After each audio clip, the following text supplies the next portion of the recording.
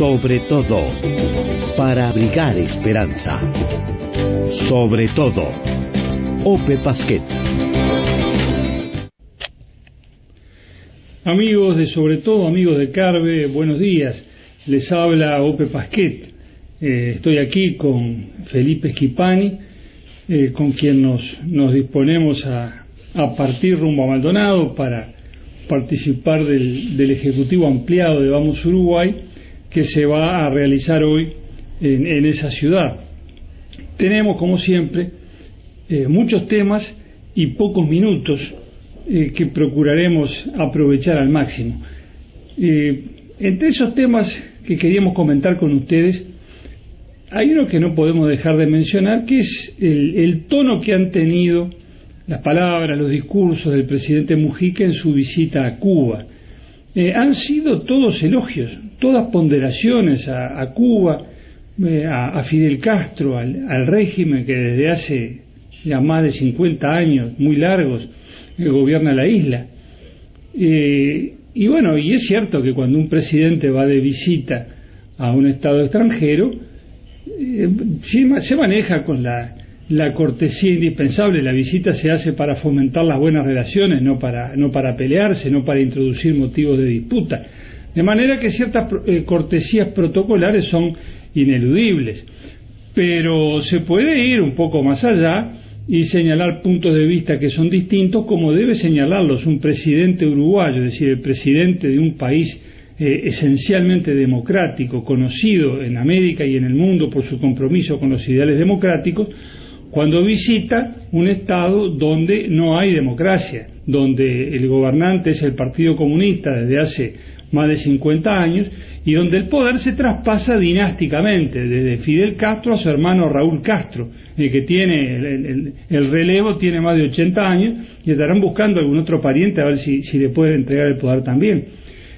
Cuando un presidente uruguayo visita un estado con ese régimen, bueno, cabe esperar que por lo menos haya alguna referencia a la democracia, a los derechos humanos, a las libertades democráticas, a esas cosas que se supone que son el patrimonio común de los estados latinoamericanos. Pero nada de esto hubo. Yo señalo que cuando los presidentes uruguayos van de visita a los Estados Unidos de América, se hace poco menos que una obligación de decir que hay que levantar el embargo que Estados Unidos le impuso a Cuba. Es el cumplimiento de una especie de deber de solidaridad latinoamericana que los presidentes uruguayos cumplen, aunque eso les pueda significar, en fin, un momento poco grato en una visita donde naturalmente se supone que van a estrechar las buenas relaciones y no a introducir elementos de complicación. Pero señalo esto para que se vea el contraste entre las actitudes.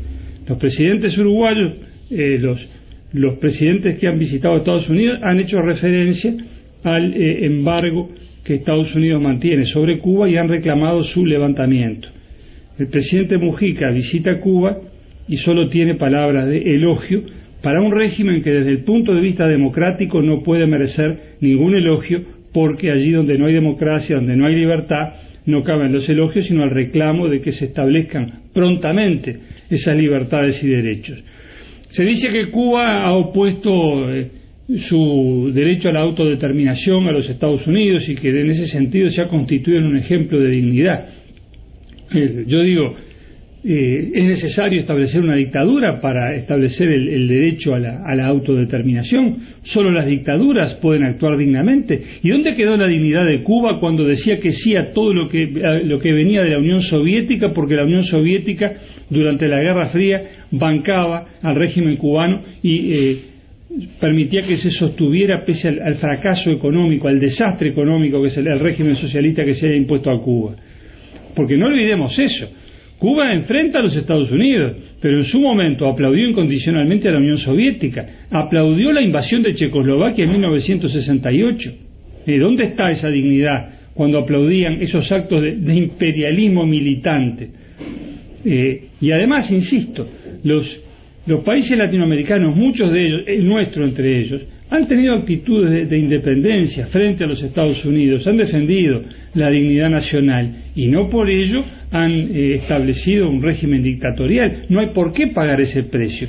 No nos acordamos cuando hace pocos años Chile que estaba ocupando un lugar en el Consejo de Seguridad de Naciones Unidas y que al mismo tiempo quería celebrar un tratado de libre comercio con Estados Unidos, votó en contra de la invasión de Irak porque no creyó en la mentira aquella de las armas de destrucción masiva que propalaba el presidente Bush. Y Chile, un Estado democrático, con un presidente entonces socialista, además que era don Ricardo Lagos, votó en contra de la invasión a Irak y sin perjuicio de ello mantuvo sus tratativas para un tratado de libre comercio con Estados Unidos. Quiere decir que es perfectamente compatible la democracia y la defensa del interés nacional y el interés comercial, etcétera, con la defensa de posiciones de principio en la escena internacional. Cuba no ha hecho eso, ha establecido una férrea dictadura, el poder se traspasa dinásticamente de un miembro de la familia a otro y no es justificativo para todo eso decir que están enfrentados con los Estados Unidos. Pero en fin, no nos sorprende de este presidente, de este gobierno, que actúen de esa manera. Señalamos nuestra profunda y radical discrepancia. Esto es un tema de política exterior que no podíamos dejar de mencionar, pero naturalmente hay otros temas que también queremos señalar. Estábamos comentando con Felipe recién las declaraciones del director de la Policía Nacional, el señor Ugarteche, en el semanario Búsqueda. Sí, realmente, Ope, han sido declaraciones increíbles que vienen a confirmar lo que nosotros venimos insistiendo desde hace mucho tiempo, desde el Partido Colorado, que en definitiva fue lo que motivó la campaña de recolección de firmas tendiente a plebiscitar el año que viene una serie de medidas para combatir la delincuencia. Ugarteche dijo el jueves pasado en Búsqueda, y se ha replicado también en otros medios, que en estos últimos años nunca antes los delincuentes se han visto tan beneficiados. Uno iba a la nota, yo en principio pensaba que bueno, Ugarteche estaba criticando el sistema judicial, la benignidad con que muchas veces los jueces deciden sobre las causas de los delincuentes, pero no, la crítica de Ugarteche era sobre la política de seguridad del gobierno, era sobre el talante con el que el gobierno ha afrontado el tema de la seguridad. Ugarteche habla de la benignidad con que se ha tratado y se ha de alguna manera jerarquizado el rol de los presos. Ugarteche habla de las distintas medidas que empezó por aquella ley de emergencia carcelaria del gobierno de Tabaré Vázquez, de José Díaz, donde se soltaron 1.100 presos y se les dieron una serie de beneficios que con el correr del tiempo se han ido reiterando. Esto es la demostración de lo que desde la oposición y particularmente el Partido Colorado y Pedro Bordaberry vienen insistiendo, la total falta de rumbo que tiene el gobierno en esta materia tan sensible como la de la seguridad, y creo que pone las cosas en su sitio, ¿no? Porque el año que viene vamos a tener que estar decidiendo sobre un tema central de la vida del país, y este tipo de cosas creo que nos dan la razón, y en definitiva lo que hacen es apelar a un jerarca del Estado, que no es un jerarca político, pero que sí ocupa una responsabilidad de primer nivel, que en definitiva está admitiendo una situación que permanentemente desde el oficialismo, con una visión casi miope, se niega, ¿no? Planteando cuestiones como las que decía en aquel entonces la ministra Daisy Tourné, de que era toda una sensación térmica, o minimizando permanentemente, como hace habitualmente el ministro Bonomi cada vez que es convocado al Parlamento, en donde le falta leer la guía telefónica, pero nunca contesta las preguntas y los cuestionamientos de la oposición. Yo creo que son realmente declaraciones sumamente reveladoras. Y no son las únicas que señalan, que ponen de manifiesto, mejor dicho, contradicciones e incongruencias importantes y alarmantes en el seno del gobierno. Realmente llama la atención. Hemos leído en la prensa de estos días que el gobierno ha querido reemplazar al actual presidente de AFE, el señor Setelich, y que no lo han hecho porque no han encontrado reemplazante. O sea, el individuo está allí, se queja porque dice que a AFE la asfixian, que no se invierte en ella lo necesario, se queja también porque no le avisan de los artículos relativos a AFE que el gobierno incorpora al proyecto de ley de rendición de cuentas, se entera allí en el momento, se opone, realmente lamentable, ¿no? el ministro Pintado abogando por la sanción de un artículo de la rendición de cuentas, el presidente de AFE manifestándose en contra, tuvieron que pedir un cuarto intermedio para restablecer la coherencia interna en la delegación del Ministerio de Transporte, que fue a la Comisión de Presupuesto de la Cámara de Representantes. Y en el mismo orden de fenómenos, que estos que digo yo, que ponen de manifiesto la incoherencia del gobierno, la falta de armonía, de criterio institucional, de colectivo en la gente que gobierna, recuerdo que hace unos días el presidente Mujica hizo saber que promovería la destitución de su cargo el presidente del Consejo de Secundaria, el profesor Tinetto, y posteriormente esas declaraciones quedaron en la nada porque no encontró ambiente en el Códice para el relevo del Tinetto, que sigue en su cargo. Ahora, ¿qué manoseo para el presidente de una institución tan importante como el Consejo de Secundaria? ¿Qué manera de debilitar la actuación de un jerarca decir que el presidente de la República quiere que abandone su cargo?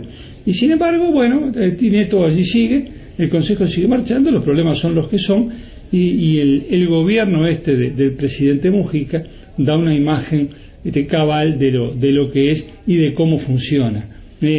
Y seguramente cuando ocurren estas cosas, muchos estarán recordando lo que era la cohesión, el sentido de unidad, de equipo de los gobiernos del Partido Colorado, que ya volverán si la ciudadanía nos acompaña en próximas instancias.